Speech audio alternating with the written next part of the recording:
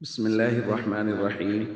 عن أبي هريرة رضي الله تعالى عنه قال قال رسول الله صلى الله تعالى عليه وسلم: من مات مريضا مات شهيدا وبقي فتنة القبر وغدي وريح عليه برزقه من الجنة. رواہ ابن ماجہ۔ رسول اللہ صلی اللہ علیہ وسلم نے ارشاد فرمایا، جو آدمی مرض کی حالت میں مریض ہو کر فوت ہوتا ہے وہ شہید ہو کر فوت ہوتا ہے، اور فرمایا وہ قبر کے فتنہ سے بچا لیا جاتا ہے اور صبح اور شام اس کے اوپر جنت کا رزق پیش کیا جاتا ہے اور اس کو دیا جاتا ہے۔ دوستو، یہ کتنی بڑی خوشخبری ہے وہ لوگ جو مسلسل مرض کاٹتے ہیں اور اسی مرض میں دنیا سے چلے جاتے ہیں۔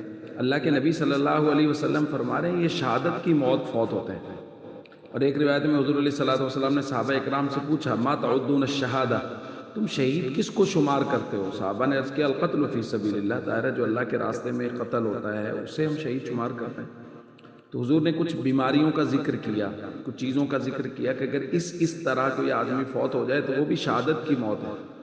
اور حضور نے اس کے اندر طاعون کا ذکر کیا۔ حضور نے والغریق شہید فرمایا وہ آدمی جو پانی میں ڈوب کے فوت ہو جائے وہ شہید ہے۔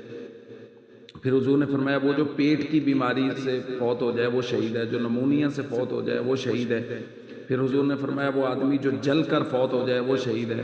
پھر حضور نے فرمایا جو دیوار کے نیچے آ جائے وہ شہید ہے۔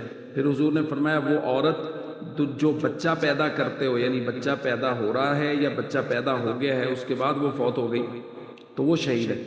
تو یہ کچھ بیماریاں ہیں جن کو ذکر کیا اللہ کے نبی صلی اللہ علیہ وسلم نے۔ اور آج کی روایت میں حضور نے فرمایا مات مریضا مات شہید، جو آدمی مرض کاٹ رہا ہے مسلسل، ہمارے یہاں جیسے ہوتا ہے، اسی لیے ہمارے جو بڑے بزرگ ہم نے دیکھے وہ جو اللہ تعالیٰ کے بہت قریب تھے، اللہ تعالیٰ سے بہت مناجات کرتے تھے اور اللہ تعالیٰ کے ساتھ ان کی دوستی تھی کہہ لیجئے، وہ ان کو ہم نے دیکھا کہ وہ بہت مرض کاٹ کے دنیا سے گئے۔ یہ سوال کا بڑا آسان جواب ہے کہ وہ لوگ جب بستر پہ فوت ہوتے ہیں تو اللہ تعالیٰ ان کو بھی شہادت کا درجہ دینا چاہ رہے ہوتے ہیں، اسی لیے وہ لوگ بیماری اور مرض کاٹ کے دنیا سے جاتے ہیں اور اللہ تعالیٰ ان کو شہادت کا مرتبہ نصیب فرماتے ہیں۔